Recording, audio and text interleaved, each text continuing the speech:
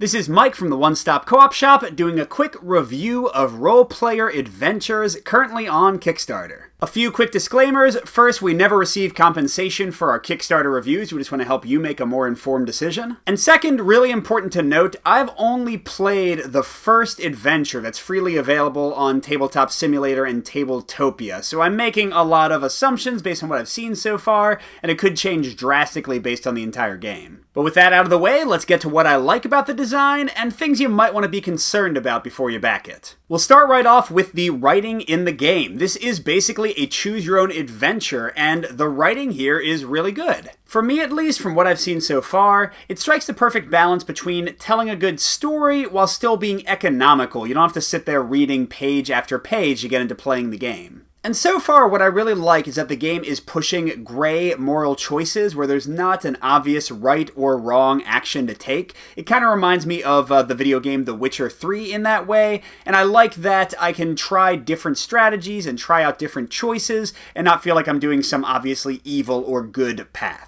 Now, to get to the actual game mechanics, there are some nice things going on here. First, to kind of track the choices you make in the story and give you some branching options and how it plays out, they have both keywords you write down within an adventure and also title cards that carry with you from adventure to adventure. And both of them work really smoothly. They give you some nice branching options in what happens, and I like the fact that they have temporary ones and permanent ones to give you kind of different feelings of how much this impacts your adventure. Second, I really like how your characters upgrade. You earn both experience and gold, and experience lets you permanently upgrade your stats as well as the cards you can play, how many dice you can roll in combat, so it gives you some nice big picture options, but then gold lets you buy individual cards for the different party members that give you more dice mitigation when you get into skill checks and combat, and that can really make each character feel unique, like they have different tricks up their sleeves. It can be a lot of fun. And speaking of skill checks, they're kind of the only meaty mechanic of the game. And so far, I like them. Even in this first adventure, where they're pretty basic and low-key, you still have a nice mix of tension in terms of what resources you spend and pulling dice out of the bag and rolling to see your results,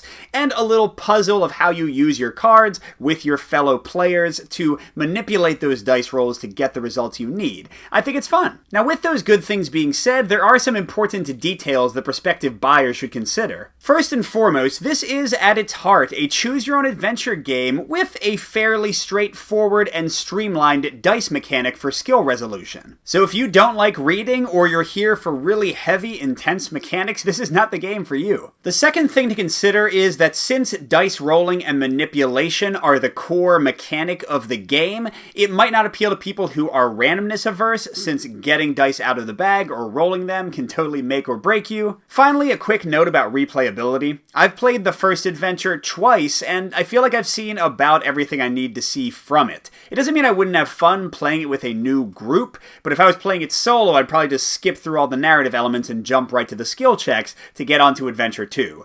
Now, this one's supposed to be way simpler and way shorter than all the other scenarios in the rest of the campaign, so I wouldn't say it's indicative of the full experience, but it's just something to be aware of that I'm not sure if you'll want to play through this campaign 4 or 5 times if that's the only way you'll feel like you've gotten your full value. So overall, for me personally, as someone who loves role-playing games, loves choose-your-own-adventure games and books from way back in the day, I really enjoy role-player adventures, and I am totally interested in playing through the whole campaign, seeing my character develop, making different choices, maybe playing through a few different times with different groups. I'm in. But like I said, if you don't like reading, if you don't like randomness, if you want really meaty mechanics, you might want to pass this one. If you want to see the game in action, at least on Tabletop Simulator, click the link that just popped up to watch my full playthrough of the first chapter. Good gaming, everyone, and I'll see you at the next stop.